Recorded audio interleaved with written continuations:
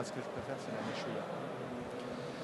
Bonjour à tous. Pour finir la matinée, j'ai le plaisir de vous présenter Myriam Ben Ali, nous présenter les sondages chez Liana Technologies. Merci. Oui, bonjour à tous, merci. Alors aujourd'hui, on va un petit peu parler de la partie relations presse, des sondages. Tout d'abord, pour ceux qui n'étaient pas là hier et avant-hier, j'aimerais un petit peu vous présenter donc Liana Technologies. Voilà. Alors pour info, nous sommes une entreprise finlandaise qui existe depuis une dizaine d'années. Voilà, donc on est spécialisé dans la communication et le marketing digital. Bon, c'est vrai qu'on a développé un outil de gestion de la relation presse, donc Liana Presse, et il est vite devenu un canal de référence dans la distribution des communiqués de presse. Donc c'est vraiment une référence journalistique. Pour info, quelques chiffres. Plus de 6 millions de communiqués de presse ont été envoyés l'an passé via ce service. Concernant nos clients, 1000 organisations ont publié des communiqués de presse via Liana. Donc ce sont des organisations qui sont variées, des associations, des grands comptes, mais aussi des toutes petites start-up. Voilà, comme récemment Finlange, un magasin spécialisé dans le textile et la vente de vêtements d'enfants. Ce service est un service multilingue. Pourquoi ? Tout simplement parce que nous sommes présents sur différents pays. Donc on a une présence physique à Dubaï, à Moscou, donc en Finlande forcément. On est également à Berlin, Hong Kong et bien sûr à Paris. Alors par contre, j'ai une petite question. Est-ce qu'il y a des journalistes dans la salle? Non, pas de journalistes? D'accord. Là, on arrive justement au sondage en question qui a été adressé à des journalistes. Si vous voulez, on a fait une petite étude. On a voulu recueillir finalement ce qui intéressait la presse et les médias. Donc cette étude s'est basée sur finalement notre feedback à nous, l'expérience Liana Presse, mais aussi sur le sondage qu'on a mené auprès d'un grand panel de journalistes. En septembre dernier, il y a eu à peu près 800 répondants. Voilà. Les communiqués de presse sont la source d'information la plus importante des journalistes. Pourquoi ? Alors justement, on a posé la question aux journalistes, quelle est pour vous la meilleure méthode pour avoir des idées et écrire un article ? C'est vrai que pour avoir des idées, on peut aller sur le site de l'entreprise, on peut aller sur les réseaux sociaux, voir les événements, voir un petit peu ce qui se passe. Mais finalement, la première source d'information où les journalistes vont piocher la bonne info, ça reste toujours le communiqué de presse. Voilà. Il est aussi intéressant de voir à quel point ces communiqués sont lus, sont exploités. Alors justement, qui a eu une expérience où il a pu envoyer des communiqués de presse et il est resté sans réponse? Ah, mademoiselle. D'accord. Qui envoie des communiqués de presse de façon fréquente? Qui n'envoie pas de communiqué de presse? D'accord. Et le reste, vous faites quoi? D'accord. Alors justement, on a posé une petite question. Quand avez-vous lu un communiqué de presse pour la dernière fois? Et il s'avère que nos amis journalistes, qui ne sont pas présents aujourd'hui, nous ont répondu à 88% les dernières 24 heures. Ça montre qu'effectivement, le communiqué de presse, ça reste le focus et l'outil de travail du journaliste. Envoyer des communiqués de presse de façon récurrente, ça reste vraiment important. C'est la source première. Quand avez-vous utilisé un communiqué de presse pour aider à écrire un article pour la dernière fois? Encore une fois, on est dans la récurrence. Lors des dernières 24 heures, la semaine dernière, ça prouve quand même que le communiqué de presse, ça reste l'outil qui vous permet justement d'exploiter au maximum la communication digitale, presse et médias de votre entreprise. Alors, là, on va venir au moment où on va parler des supports, des différents supports. Est-ce que vous pensez que, j'ai envie de dire, l'appel téléphonique, c'est encore d'actualité? Qui appelle les journalistes, justement? Qui a déjà eu un contact téléphonique avec un journaliste, presse, média Non? Donc vous êtes vraiment en plein dedans, là. Hein. On va mettre le pied à l'étrier. Voilà. Alors c'est vrai qu'il y a différents moyens de communiquer. Appels téléphoniques, réseaux sociaux, mais finalement l'outil, ça reste encore le communiqué de presse. Là, on est à fond communiqué de presse. Hein. Alors, communiqué de presse, événements aussi, voilà. Alors, quel canal pour envoyer son communiqué de presse? Est-ce que vous êtes présent sur les réseaux sociaux? Qui a Facebook, Twitter, Pro? D'accord, vous êtes présent, d'accord. Et qui est actif maintenant sur son Facebook, Twitter? 3 personnes. Bon, c'est une bonne statistique. Alors, 3 personnes, ouais. Justement, c'est pas très grave finalement. C'est bien d'être présent, mais la source d'infos où les journalistes vont piocher, bah, finalement, c'est le mail. Envoyer son communiqué de presse par mail, c'est ce qu'il faut faire hein, concrètement. L'email reste le canal le plus important pour les journalistes, tout simplement parce qu'ils sont derrière leur PC, ils attendent du contenu, ils attendent le mail, ils attendent votre mail pour pouvoir communiquer et rédiger leur article. Donc pour assurer un maximum de visibilité dans les médias, il faut envoyer le communiqué directement aux journalistes par mail. Donc c'est ce qu'on a dit. Les autres canaux jouent un rôle de support. Donc tout ce qui va être appel téléphonique, moyen.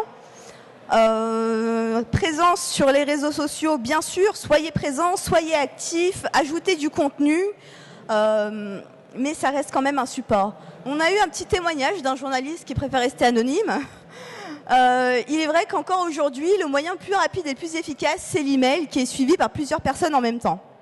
Voilà. Alors, quel support utiliser du coup? Donc c'est ce que je vous disais. Pourquoi cette question? Au bout du compte, les journalistes utilisent leur ordinateur. Super, génial. Où va-t-on? Tout simplement pour vous dire que les journalistes sont derrière leur ordinateur, donc du coup, ce qui se passe, c'est qu'ils sont en attente de votre mail, de votre communiqué de presse. Tout ce qui va être consultation sur les smartphones, sur les tablettes, etc., c'est du plus, c'est du checking, c'est voilà, j'ai reçu un communiqué, super. Mais le vrai travail se fait voilà, sur le PC. Alors, quel type d'informations les journalistes recherchent-ils? Donc ça, c'est assez intéressant dans la mesure où on essaie d'aiguiller les gens pour avoir l'information. Qu'est-ce qu'ils cherchent finalement? Ils cherchent surtout du contenu. Chercher du contenu et des personnes à interviewer aussi. C'est la base de leur métier. C'est pas forcément parce que votre communiqué de presse n'a pas été publié directement après l'envoi qui ne va pas l'être. Ce qui est important, c'est surtout de rester actif. Le journaliste récupère les idées, il les met de côté et à un moment donné, le communiqué de presse, il est publié. Tout simplement parce que voilà, il le met de côté, ça nous fait, voilà, on a des idées et finalement, on en sait plus sur l'entreprise. Et ça, c'est important. Une personne qui est très active au niveau des communiqués de presse, c'est une personne qui a beaucoup d'estime pour son entreprise, qui a envie de communiquer finalement de son activité. Et ça, c'est vraiment un bon point. C'est que l'entreprise, finalement, est intéressante. Alors, comment les communiqués de presse sont-ils exploités? Donc, petit sondage. Comment vous servez-vous d'un communiqué de presse? Alors, je copie-colle, c'est fini. Ça reste encore... je ne sais pas s'ils ont été honnêtes. Ce qui se passe en version numérique, surtout, c'est que les journalistes vont piocher des éléments de votre communiqué de presse et les réajuster comme il faut. C'est pour ça qu'envoyer un PDF, c'est complètement inutile. C'est, voilà, je dois tout retaper, c'est du travail en trop. Quelques petits témoignages aussi. Voilà, cela dépend de la situation. Lorsqu'on travaille sur le numérique, c'est ce que je vous disais, c'est surtout à partir du communiqué. La version papier, c'est beaucoup moins. Alors, social medias. Donc, on a vu que vous n'étiez pas très présent sur les réseaux sociaux.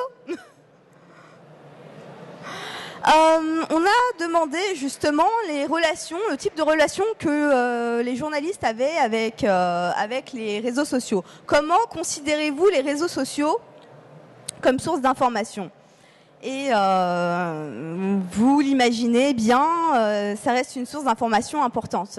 C'est un support important, mais au-delà de ça, le communiqué de presse peut être publié sur les réseaux sociaux. Ensuite, on arrive justement à un petit comparatif. Nos amis de Twittos, est-ce qu'ils font bien justement de publier du contenu et de l'info sur Twitter?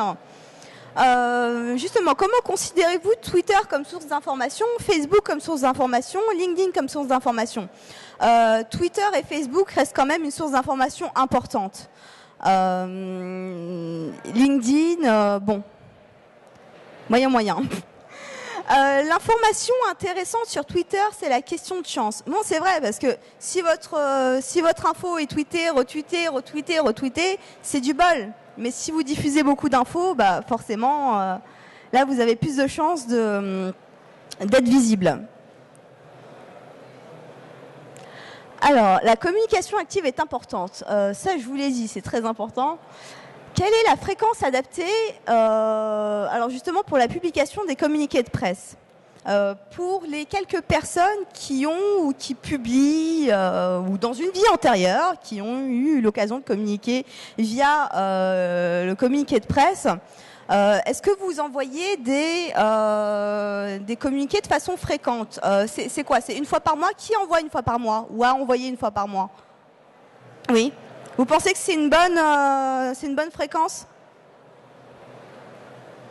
Moyen, hein? Alors pourquoi?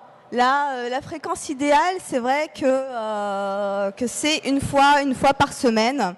Être très actif, être visible, comme je vous ai dit, c'est vraiment la façon finalement de se montrer visible, de montrer que notre entreprise, elle gagne à être connue. Et que parler d'elle, voilà, c'est plutôt un contenu qui peut être intéressant. Même si on ne peut pas utiliser le communiqué le jour même ou dans la semaine, il y a quand même de l'information de base qui peut servir même pour plus tard. Quelle est la fréquence adéquate? Donc c'est en fonction du sujet, bien sûr, c'est en fonction du sujet. Mais peut-être autant de fois qu'il faut si le sujet est important. Ça dépend aussi de celui qui communique, de ses activités et de son domaine. C'est vrai. Des activités de son domaine, il y a des domaines d'activités qui effectivement, voilà, on n'a pas tellement besoin de communiquer de façon récurrente. Ce qui est surtout important, ça va être à ce moment-là le contenu. Alors, trucs et astuces. Le but, c'est pas simplement de vous présenter ce sondage, mais peut-être vous apporter des clés pour réussir votre communiqué de presse, pour réussir votre finalement communication presse et médias. Alors, quel type de communiqué les journalistes aiment? Donc voilà, vous devez imaginer que les fautes d'orthographe, etc. Bon, c'est pas top, hein. Donc titre clair, des points essentiels exprimés. Le communiqué de presse n'est pas une promotion, ce n'est pas une newsletter. Je ne sais pas qui a suivi la conférence qu'a animée mon collègue Jérémy sur la newsletter. Il y a eu des participants sur le mailer, la newsletter? Non, justement, on parlait de l'importance de l'email marketing sur la partie newsletter en termes de promotion. Là, votre communiqué de presse a seulement un but informatif. Le ciblage aussi est très important. Mettez vos coordonnées, mettez des pièces jointes, n'envoyez pas de PDF. Voilà. Les choses à ne surtout pas faire. Comme je vous disais, ne faites pas d'éloges. Toujours rester, essayez de rester neutre. On délivre une information, on parle de son activité, on parle d'un événement, on invite les journalistes à un événement. Pas de mots savants, pas de mots fashion. Voilà. Alors justement, pour la diffusion des communiqués de presse, vous avez plusieurs solutions. Donc l'appel à une agence de com, ou alors passer par une plateforme comme notre service. D'ailleurs, notre service est utilisé auprès de beaucoup d'agences de communication. Tout simplement parce qu'on a une base de contact qui est mise à jour, qui est qualifiée par une traqueuse spécialiste. Voilà, c'est une façon aussi de pouvoir distribuer son communiqué de presse via un portail qui va vous rendre beaucoup plus visible. C'est une façon d'optimiser son SEO en distribuant via Liana Press. Et ça reste quand même une façon d'avoir la main mise sur son communiqué de presse. Donc si vous voulez avoir un petit peu plus d'informations sur l'outil Liana Press et pouvoir envoyer vous-même vos communiqués de presse, rendez-vous au B29. Donc voilà. Je ne sais pas si vous avez des questions. J'aimerais bien inviter Pavo Vassala, qui est notre CEO. Pavo, should you come here maybe for any questions? We can... Yeah? Alors, est-ce qu'il y a... Monsieur? Ok. Alors, justement, hop.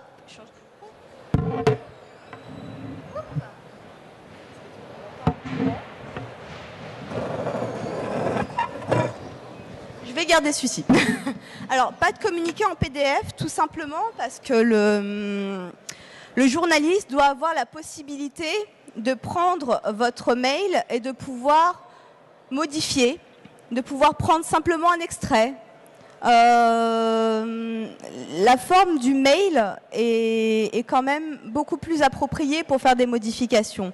Cependant, je vous invite vivement à attacher des pièces jointes, des compléments d'information, des photos éventuellement, voilà. Mais le PDF, c'est pas recommandé. Est-ce qu'il y a d'autres questions? Oui. Alors, on va peut-être vous donner un micro, en fait. Je vais peut-être vous donner mon micro.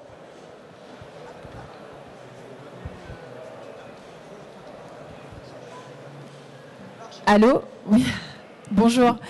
Est-ce que vous avez pu faire pousser le sondage en fonction des secteurs d'activité ou du type de presse de magazine? D'accord. Alors, en ce qui concerne la segmentation, on a ouvert justement ce sondage à un panel de journalistes, donc de 800 personnes, qui est vraiment très très large. Donc les réponses sont vraiment très générales. Cependant, au niveau de la segmentation qui va être faite, elle sera plutôt à votre niveau et au niveau de l'outil, au niveau des retombées. En ce qui concerne le panel qui a été sondé, donc ce sont des journalistes, des blogueurs, enfin voilà, c'est vraiment très très large, qui travaillent au sein de magazines, de web TV, de radio, de tout secteur confondu, vous voyez. Donc c'est vraiment intéressant d'avoir un avis qui est aussi large et finalement qui se rejoint. Ce qui ressort de cette étude, c'est oui, les communiqués de presse sont très importants. Oui, c'est la source première du job du journaliste, qu'il soit presse écrite, blogueur, web TV. Voilà, c'est un petit peu le focus. Mais au niveau de la fréquence, c'est peut-être pas les mêmes enjeux pour des quotidiens, des hebdos ou des mensuels. Voilà, c'est pas les mêmes enjeux. Cependant, vous avez les mêmes enjeux qui sont d'être actif dans tous les cas. envoyer un communiqué de presse à un magazine, je sais pas moi, hebdomadaire, envoyer un communiqué de presse tous les mois, ça n'a pas de sens. L'envoyer toutes les semaines, on peut se dire bon la parution va se faire bientôt, comment je vais faire? Non, comme je le disais, l'un dans l'autre, le communiqué va être réutilisé. Voilà, donc le fait de parler de soi, ça reste toujours... Donc vous voulez dire que la fréquence doit être adaptée à la périodicité du titre? Non, la fréquence doit être accrue dans tous les cas.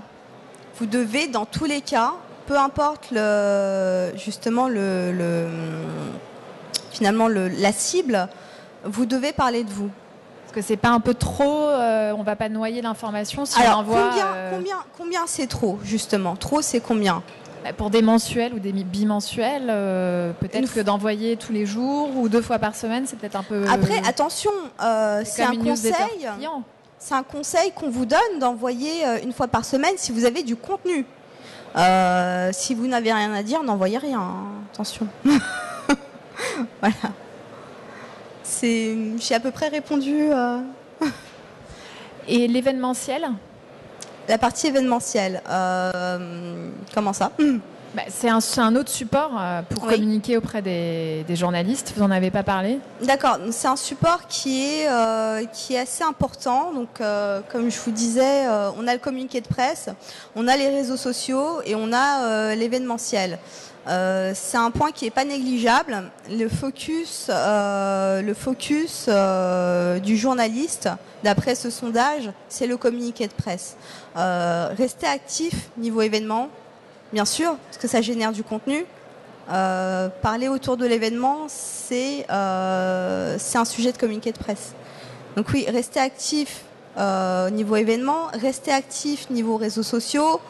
Tout ça, ça va être des supports justement pour le communiqué, pour appuyer le communiqué de presse. Est-ce qu'il y a d'autres questions peut-être? Question devant. Moi, je voulais savoir si votre étude a été menée en France seulement ou à l'international, et si c'était mené à l'international, à ce moment-là, quelles sont les différences de faire un communiqué de presse à l'international? D'accord. Alors justement, le service est disponible donc dans plusieurs pays. On prend en compte des spécificités liées, j'ai envie de vous dire, à l'alphabet de certains pays. Et ça en fait un service qui est quand même assez exceptionnel. Exemple, maintenant, l'alphabet cyrillique. Ça reste quand même quelque chose qui n'est pas maîtrisé. Au niveau du communiqué de presse en lui-même, prenons l'exemple de la Finlande, puisque c'est là où est née Liana Press.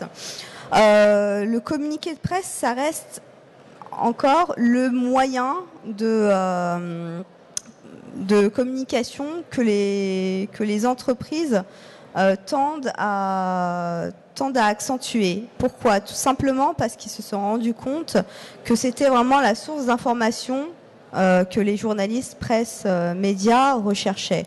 Donc que ce soit en France, que ce soit à l'étranger, en Finlande, en Russie, à Dubaï, on a eu les mêmes résultats, le même feedback. Voilà, on en est toujours au fait, le communiqué de presse, c'est la source. Vous avez fait l'étude à l'international, celui que vous avez présenté, ou seulement en France? Voilà, donc cette étude, en fait, elle a été faite en Europe. Donc les 800 répondants sont des journalistes, presse et médias européens. Et voilà. Il y a d'autres questions, peut-être?